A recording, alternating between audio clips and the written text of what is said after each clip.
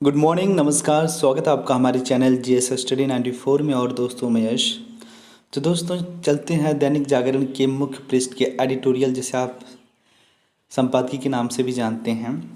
तो यहाँ पे देखिए लिखा है, पाकिस्तान में सेना के खिलाफ खुलता, ठीक है, यहाँ खुलता खुलता मोर्चा, सॉरी, ठीक है, खुलता मोर्चा। आप देख सकते हैं कि पाकिस्तान की जो वहाँ की सेना है आए दिन किस प्रकार से मनमानी करती रहती है। कभी किसी को अंदर डाल देगी, तो कभी किसी के ऊपर आतंकवादी गतिविधियों में संलिप्त करार देकर उसके परिवार को प्रताड़ित करेगी। ऐसी तमाम तरह की बुराइयां पाकिस्तान आर्मी के अंदर। तो इसी सब चीज़ों को लोग किस प्रकार से दुनिया के सामने, अपने देश के सामने उसका जो चेहरा है दोयम दर्जे का, उसको बेनकाब कर रहे हैं। तो चलते हैं आगे, जानते हैं। इसे लिखा है विवेक काटजू जी ने। ऐसी कौन कौन सी चीज़ें हैं जिनके माध्यम से हम यहाँ पर जान सकेंगे कि उनका जो चेहरा है वो पाकिस्तान के ही लोग पाकिस्तानी आर्मी को क्यों नहीं पसंद करते हैं। पिछले दिनों पाकिस्तान के प्रमुख दलों ने एक साझा प्रेस कॉन्फ्रेंस में पाकिस्तानी डेमोक्रेटिक मूवमेंट नाम से संयुक्त अभियान का ऐलान किया। आप यहाँ पर देख सकते हैं कि दोस्तों, जैसे हमारे यहाँ बीजेपी है, कांग्रेस है, सपा है, बसपा है, ऐसे वहाँ पे तमाम तरह की राजनीतिक पार्टियाँ हैं और सब ने मिल के एक साझा किया, एक मूवमेंट किया। मूवमेंट का मतलब आंदोलन किया। इस कॉन्फ्रेंस में पाकिस्तान मुस्लिम लीग यानी PMLN और पाकिस्तान पीपुल्स पार्टी जैसे देश के प्रमुख दल शामिल हुए हैं। तो देख सकते हैं कि जैसे हमारे भारत जैसे देश में आपका बीजेपी है, कांग्रेस है, वैसे ही पाकिस्तान में ये दोनों पार्टियां प्रमुख हैं, ठीक है। एक है आपका मुस्लिम लीग यानी जिसे आप PML कहते हैं, एन कहते हैं, और एक है पाकिस्तान पीपुल्स पार्टी, ठीक है। इस धड़े का मुख्य मकसद इमरान खान सरकार को सत्ता से बेदखल करना है, ताकि राजनीति में सेना की भूमिका और प्रभाव को समाप्त किया जा सके। तो देखिए अब यहाँ पर जाहिर हो गया कि आखिर क्या वजह थी इस आंदोलन को करने का, एक मंच पे सारी राजनीतिक पार्टियों को आने का। तो उसका जो मुख्य उद्देश्य था दोस्तों, जिस प्रकार से तमाम तरह के आरोप लगते जा रहे हैं इमरान खान के ऊपर कि जो है कि वहाँ की जो आर्मी है वो शासन कर रही है, वो देश को चला रही है, ये तो मात्र एक पिट्ठू बैठे हुए हैं, इनका किसी प्रकार का शासन प्रशासन में योगदान नहीं है, इनको मात्र कठपुतली बनाया गया है। और इस बात को लोगों ने, जो राजनीतिक पार्टियां थी, पूरे पाकिस्तान के अवाम का मतलब जनता होता है, उर्दू में से अवाम कहते हैं, उनके सामने रख रहे हैं। एक ऐसे देश में जहां सार्वजनिक जीवन का कोई कोना सेना के प्रभाव से अछूता ना हो और जहां नेता सेना के खिलाफ रुख अख्तियार करने में खासे हिचकती हों। तो दोस्तों आपको बता दें, ऐसा कोई शासन प्रशासन नहीं होगा, कोना कोना नहीं होगा जहां पे पाकिस्तानी सेना जो आर्मी है वहां उनका इन्वॉल्वमेंट ना हो। और जब चाहे वो एक नया रेगुलेशन बनाएंगे, रूल बनाएंगे, आपके साथ किसी प्रकार की कार्रवाई करेंगे, पर आप कुछ नहीं कर सकते। तब इन्हीं चीज़ों की जो बढ़ती जो हस्तक्षेप है, इसे रोकने के लिए राजनीतिक पार्टियां एक साथ आ रही हैं। वहाँ खुलेआम ऐसी मांग करने के लिए वाकई कलेजा चाहिए। सही कलेजा इसलिए चाहिए कि आपको पता है कई बार वहाँ पे मार्शल लॉ लग चुका है। मार्शल लॉ का मतलब होता है जब किसी भी देश के शासन प्रशासन को वहाँ की आर्मी संचालित करने लगती है, ठीक है, तो ऐसा आ जाता है। परवेज़ मुशर्रफ जी कारगिल के समय अपने हाथ में ले लिए थे, वही चीज़ें हैं। तो आप समझ सकते हैं कि कितना प्रभाव है वहाँ पाकिस्तान में पाकिस्तानी आर्मी का। PMLN की कमान फिलहाल भले ही शाहबाज शरीफ के हाथ में हो, लेकिन उनके बड़े भाई और पूर्व PM नवाज शरीफ ही पार्टी का चेहरा है। PM नवाज के बारे में आप जानते होंगे, इनके ऊपर भी तमाम तरह के भ्रष्टाचार के आरोप लगे थे कि लंदन में, ब्रिटेन में, कई बड़े बड़े शहरों में, देशों में इन्होंने बेनामी संपत्तियां खरीद रखी थी। इनकी जो बेटी थी मरियम, उनके ऊपर भी कई तरह के आरोप लगे थे भ्रष्टाचार से संबंधित। इसी वजह से लोग जेल में हैं। उन्होंने लंदन से वीडियो कॉन्फ्रेंसिंग के जरिए उक्त कॉन्फ्रेंस को संबोधित किया। अच्छा, इस समय लंदन भाग गए हैं। तो सोचिए, यदि आप पाकिस्तान जैसे देश में यदि आप हैं, यदि आप पाकिस्तान देश से बाहर चले गए, आपके ऊपर तमाम तरह के मुकदमे दायर हों, कम से कम किसी प्रकार का याचिका दायर हो, चार्जशीट दायर हो, कोई मतलब नहीं। आप जिस दिन उसके सरहद से बाहर चले गए, पाकिस्तान खुफिया विभाग हो, चाहे वहाँ की सेना हो, पुलिस हो, किसी में इतनी दम नहीं है किसी दूसरे मुल्क से वो किसी अपराधी को बाहर लेकर आए। ठीक है। उन्होंने लंदन से वीडियो कॉन्फ्रेंसिंग के जरिए उक्त कॉन्फ्रेंस को संबोधित किया। इलाज के सिलसिले में वो पिछले साल से ही लंदन में हैं। उन पर आय से अधिक संपत्ति के मामले में, लंदन में आलीशान संपत्ति खरीदने के मामले में आरोप तय हुए हैं। उन्हें 2018 में 10 साल की सज़ा सुनाई गई। सोचिए, 10 साल की सज़ा सुनाई गई, वो लंदन में है। यही कारण है। लेकिन गंभीर रूप से बीमार होने पर उन्हें जमानत पर रिहा किया गया। बाद में उन्हें लंदन भेजा गया। पिछले 9 महीने से, ये मजाक चल रहा है, 9 महीने से वह शांत थे, परंतु अब चुप्पी तोड़ी है। कौन सा इलाज चल रहा भैया, 9 महीने का चल रहा। ये सब देखिए सोची समझी एक कंस्पिरेसी है, रणनीति है। मतलब अपना पेट भरे, अपना जो है झोली भरे, और देश की आवाम चाहे गर्त में जाए, खाने के लिए मर जाए, उनसे उसे कोई मतलब नहीं। उन्होंने अतीत में सरकारों के तख्ता पलट और चुनी हुई सरकार के शासन में दबंगई दिखाने के लिए सेना की कड़ी निंदा की। देख सकते हैं कि किस प्रकार से उन्होंने कहा है कि सरकारों में जो तख्ता पलट हुआ है और सरकार के जो शासन में दबंगई इन्होंने दिखाया है, ये बहुत बड़ी बात है।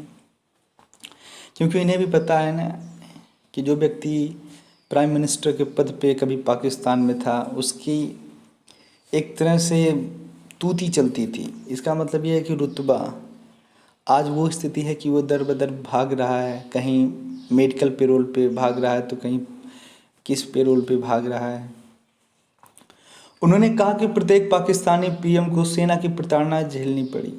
देखिए, यदि जो व्यक्ति किसी पद पे हो रहा हो और उसके बाद उस पद के दुरुपयोग के लिए किसी ने उसके ऊपर दबाव बनाया हो, यदि उस पद पे बैठा हुआ व्यक्ति कोई बात बोलेगा, तो उस बात की गरिमा को समझा जाना चाहिए, और लोग समझते भी हैं।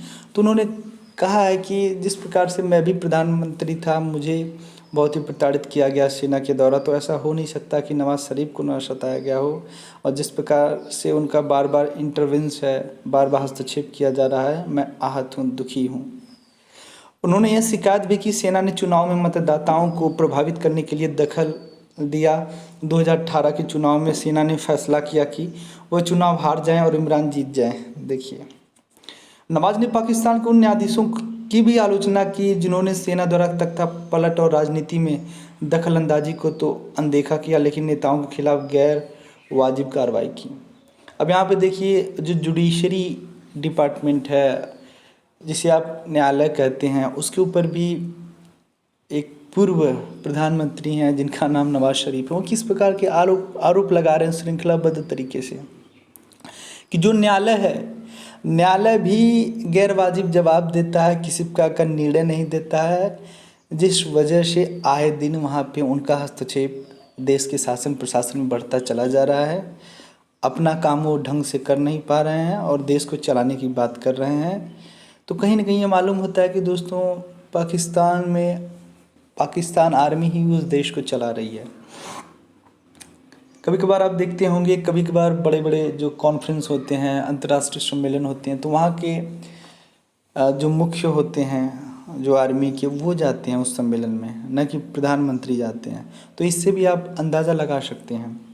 नवाज शरीफ ने जो कहा वह 16 आने सच है, लेकिन एक हकीकत यह भी है कि जब 1980 के दशक में उन्होंने अपना सियासी सफ़र शुरू किया था, तो वह खुद सेना के बहुत अजीज़ और करीब थे। फ़ौज के साथ उनकी तनातनी 1999 हुई, जब उन्होंने परवेज़ मुशर्रफ को सेना प्रमुख के पद से हटाने का प्रयास किया।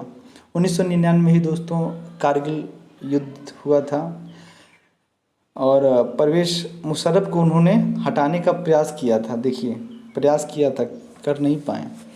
तब उल्टे सेना ने ही तख्ता पलट कर उन्हें बेदखल कर दिया। नवाज की ही तरह सभी पाकिस्तानी प्रधानमंत्रियों के सेना के साथ कभी न कभी करीबी रिश्ते रहे। ऐसे में यह देखना होगा कि क्या पाकिस्तानी जनता पाकिस्तानी डेमोक्रेटिक मूवमेंट को समर्थन देकर इमरान और सेना के खिलाफ मुहिम के प्रति एकजुटता दिखाएगी। ऐसा इसलिए क्योंकि इमरान का दावा है कि विपक्षी नेता उनसे इसलिए कुपित हैं क्योंकि वह उनके भ्रष्टाचार के खिलाफ कार्रवाई कर रहे हैं।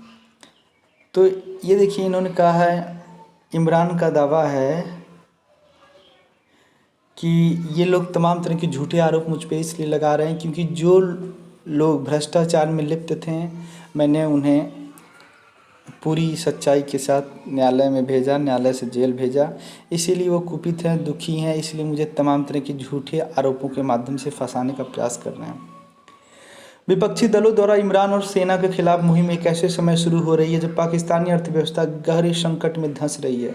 वह अंतर्राष्ट्रीय मुद्रा कोष से मदद की मोहताज है। उसे फाइनेंशियल एक्शन टास्क फोर्स यानी FATF की ग्रे लिस्ट से भी अपना पिंड छुड़ाना है। अब आप देख सकते हैं कि पाकिस्तान इस समय, मैं बात पाकिस्तान की नहीं कर रहा हूँ, जब भारत जैसे देश, अमेरिका, ब्रिटेन जैसे देशों की अर्थव्यवस्था कोरोना की वजह से इतने खतरे में चली गई है और धीरे धीरे सुधार हो रही है, तो ऐसे में पाकिस्तान का क्या स्तर होगा कि पाकिस्तान उससे पहले भी जब कोरोना पीरियड नहीं था तो उसकी स्थिति बहुत ही दयनीय थी। जब भारत ने तमाम तरह के प्रतिबंध लगाए थे अभिसार शर्मा के समय, तो आपने देखा होगा, अभिनंदन के समय, तो आप यहाँ पर देख सकते हैं कि ऐसे तमाम तरह की संकट से गुजर रहा है पाकिस्तान। वो अंतर्राष्ट्रीय मुद्रा कोष, जिसे आप इंटरनेशनल मॉनेटरी फंड कहते हैं, IMF, उससे भी पैसा मांग रहा है, पर पैसा तभी मिलेगा जब फाइनेंशियल एक्शन टास्क फोर्स जांच करेगी कि जो पैसा है वो देश के अवाम के लिए लगाया जा रहा है, देश के इंफ्रास्ट्रक्चर विकास के लिए लगाया जा रहा है, न कि वहाँ की जो अंतर्राष्ट्रीय या डोमेस्टिक लेवल की जो ये टेररिस्ट ऑर्गेनाइजेशन है उनके लिए तो नहीं लगाया जा रहा है। पाकिस्तान अपने कानूनों में संशोधन कर रहा है ताकि FATF के कोप से बच सके।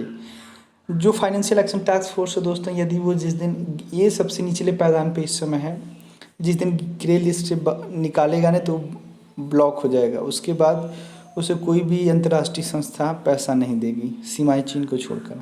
तो वो भी बचने का प्रयास कर रहा कि कैसे मैं बचूँ।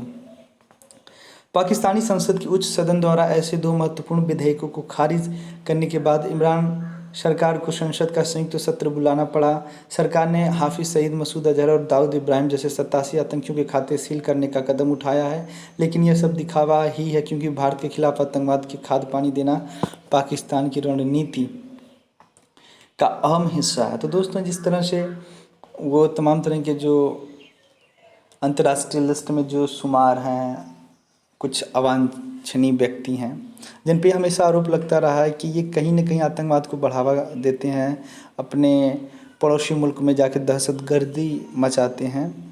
अब देखिए किस तरह से दुनिया को दिखाना चाहता है कि भैया हम इन लोगों के ऊपर कार्रवाई कर रहे हैं, इनके अकाउंट सील कर रहे हैं।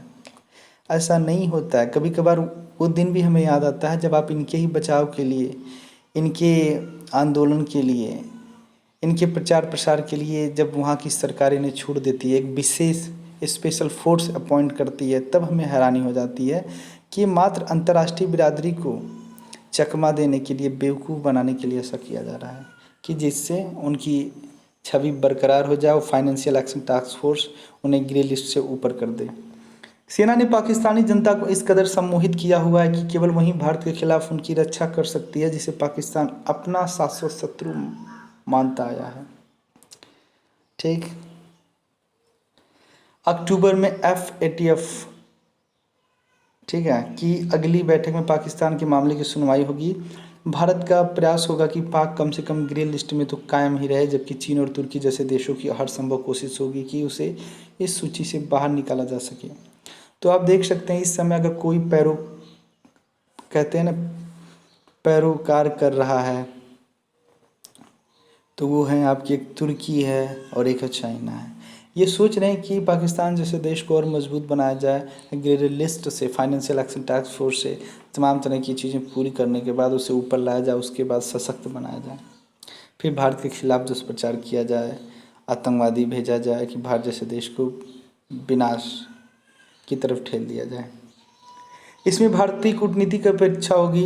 भारत के खिलाफ पाकिस्तान का नकारात्मक रवैया बना हुआ है। हाल ही में उसके द्वारा जारी विरूपित नक्शे से उसकी बदनीयती ही झलकी। भारत ने उसे बकवास बताकर एकदम उचित किया। इस नक्शे में न केवल जम्मू कश्मीर और लद्दाख जैसे केंद्र शासित प्रदेशों बल्कि जूनागढ़ तक को पाकिस्तान का हिस्सा बताया गया है।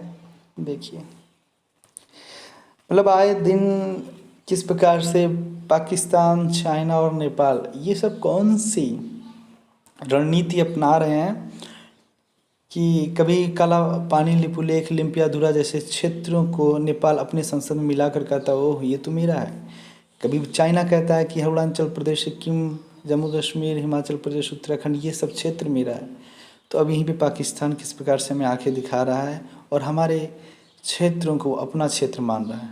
हमने उन्हें दिया है एक टुकड़ा जिसमें वो रह लें, खा लें, और आज टुकड़ा देने के बाद वो मांग कर रहे हैं कि और टुकड़ा चाहिए और वो मेरा है। भारत द्वारा जम्मू कश्मीर पर पिछले साल उठाए गए संवैधानिक कदमों की काट में पाकिस्तान कुछ खास नहीं कर पाया। ठीक, तो इस तरह की बचकानी हरकतों पर उतर आया। आपको पता होगा कि पिछले साल जिस तरह से वहाँ के धारा 370 को पूरी तरह से समाप्त कर दिया गया और आर्टिकल 35A को भी अबोलिश कर दिया गया, तो ऐसे में वहाँ के लोग पूरी तरह से ना गुस्से में हैं। क्या कहना चाहिए क्या नहीं कहना चाहिए, आए दिन जिस प्रकार से वो धमकियाँ देते हैं उससे ये पता चलता है कि उनके सैन्य शक्ति के बारे में, उनकी वैचारिक व्यवहार ताकत के बारे में पता चलता है। वो भौंकेंगे, कहते हैं ना जो गरजते हैं सो बरसते नहीं, ये वही लोग हैं। सही से गरज भी नहीं पाएंगे तो बरसने की क्या औकात है। चूँकि चीन और तुर्की को छोड़कर इस मामले पर पाकिस्तान को किसी देश का समर्थन नहीं मिला, इसलिए उसके नेताओं का मानसिक संतुलन प्रभावित होता दिख रहा है।